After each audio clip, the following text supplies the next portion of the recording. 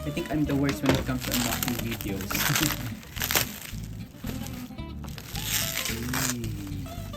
Brand new Davidoff Cool Water. Hello, mic test. Hello, mic test. Angas na microphone natin for today's video. Cellphone. Kasi wala akong microphone. Yan, so nag-improvise tayo. So what's up guys?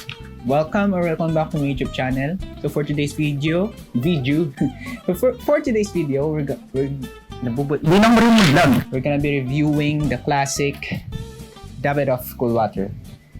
Yes. Lakas kasi makabudol ng vouchers ng JP Fragrance.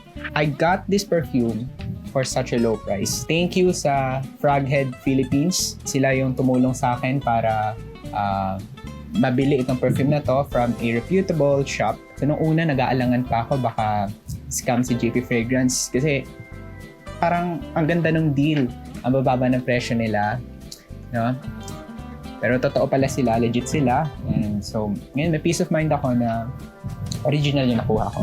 I want to consider myself as a newbie froghead. Nung bata pa lang ako, mahilig na ako sa perfumes. Ito pa lang yung simula ng aking journey sa perfume collections.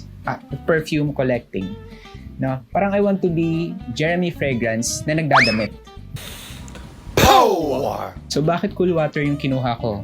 Meron naman diyang Sauvage, meron naman diyang ibang perfumes, may Aficionado naman, mas mura. Well, I'm not a fan of strong masculine scent.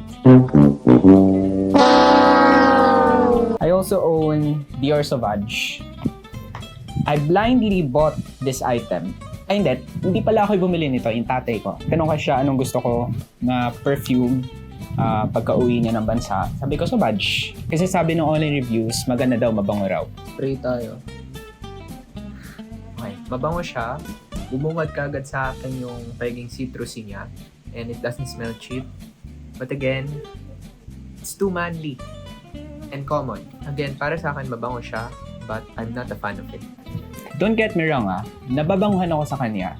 Pero parang hindi siya yung hinahanap kong bagay sa akin na maging signature scent. I don't have anything against Dior Sauvage. It's just that naghahanap ako ng lighter yung vibes. Pero I will still wear this perfume sa special occasions.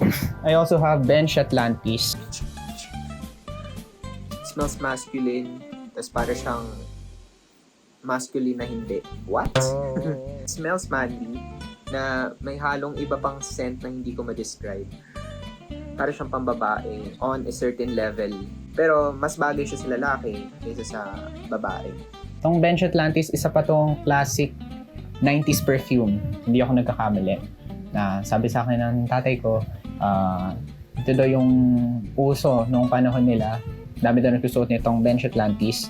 I tried wearing this perfume. Ay, it's not a perfume, it's a cologne. Hindi ko bet yung longevity niya.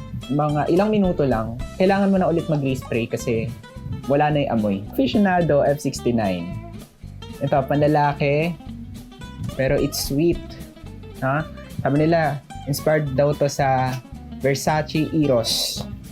No, hindi ko pa naamoy yung original na Versace Eros. So, I'm not sure kung close itong F69 ni Aficionado. So, if this Dior Sauvage was blindly bought, well, itong Cool Water ni Davidoff, hindi. Pumunta ako sa mall.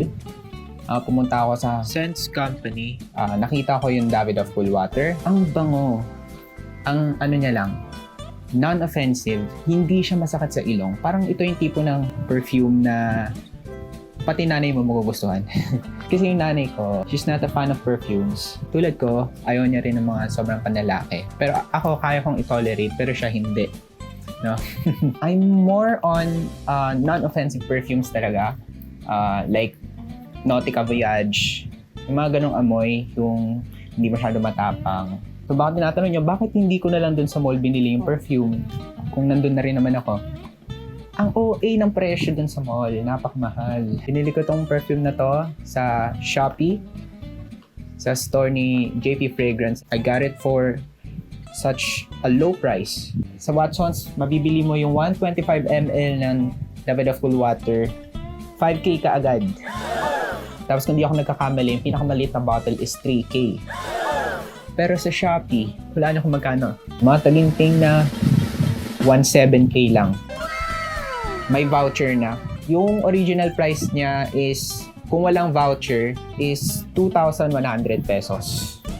No? Kaya nga sabi ko kanina, ang lakas nila makabudol. Ang laki ng discount. Ang laki ng price difference. Ngayon, baka tinatanong nyo, gaano ako kasigurado na original yung pinadala sa akin at hindi fake? I did my research and ilang araw ko rin pinag-isipan kung saan ako bibili ng Davidoff Cool Water. According sa sources ko, reputable naman ang JP Fragrance. No? So, doon ako bumili. Pero syempre, kapag bibili tayo na online, dapat mag-ingat tayo kasi ang daming peke. No? Buti na talagang nag-search ako kasi muntik na ako mabudol nung maraming shops na yon sa Shopee. Nagkalat sila. Ang baba ng presyo. It's too good to be true. Sabihin nilang US tester daw yon. Walang ganon. May testers pero hindi ganito yung itsura ng box. Ang box ng testers ay puti. Ay nakaprint yung pangalan ng perfume. So kapag too good to be true, that's probably fake. Ang ganda-ganda ng bote, kuhang-kuha yung original pero amoy alcohol. So kung ayaw yung alcohol yung maging signature scent nyo, do your research. So, going back to Davidoff Cool Water, ang kinuha ko ay yung classic. Bakit hindi yung intense? Sabi nila, may pagka-sauvage na raw yung intense. As I said a while ago, I'm not a fan of man-made perfumes. So, kinuha ko yung original, yung EDT. How do you read this? You the toilet. 125 ml lang yung kinuha ko.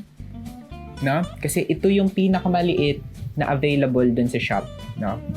Ayoko muna bumili ng 200 ml. 125 muna.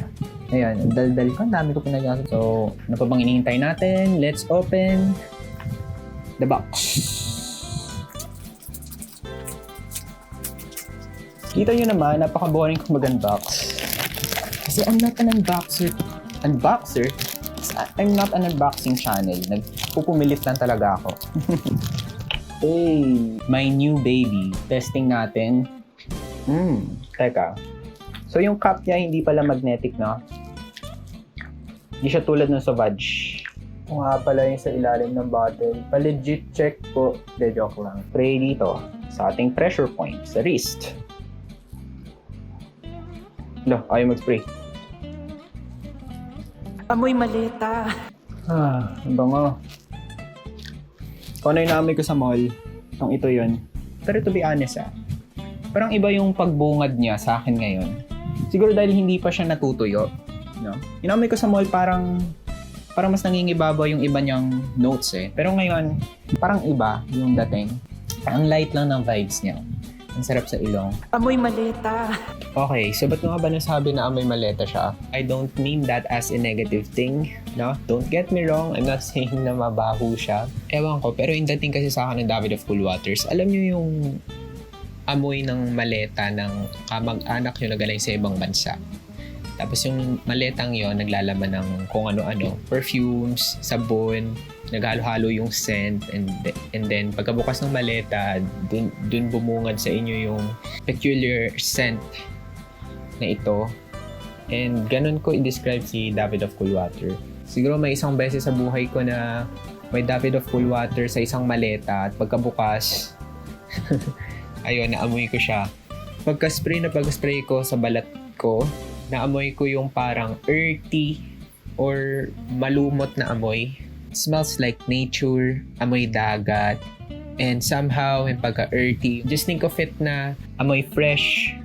Sabi sa Google, aquatic daw yung adjective para doon. Para siyang may blend ng peppermint. Sabi ng iba, it smells nostalgic daw. Pero for me, hindi. Parang recently ko lang siya naamoy. Hindi ko alam kung bakit ganon. Sabi kasi nila, very sikat to itong perfume na to sa Pilipinas back in the day. So, in-expect ko na parang this perfume will remind me of a time of the past. Wow! Ang lalim. Parang it will give me some sort of nostalgic vibes. Pero hindi. Hindi ko alam ba't ganon. Doesn't smell nostalgic. So, what are my thoughts about this perfume? Mabango, fresh, aquatic, non-offensive, bagay na bagay sa akin. Amoy maleta. So, about sa longevity niya, well, hindi ko masasabi ngayon sa video na to dahil kakaspray ko pa lang sa kanya. Siguro, ilalagay ko dito.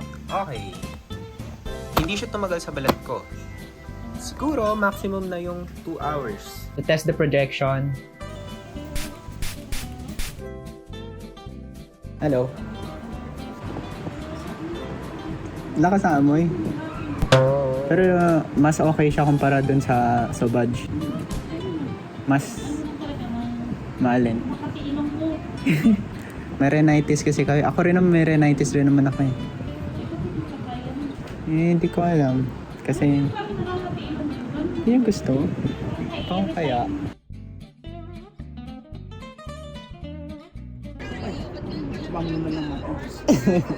Ano masabi nyo?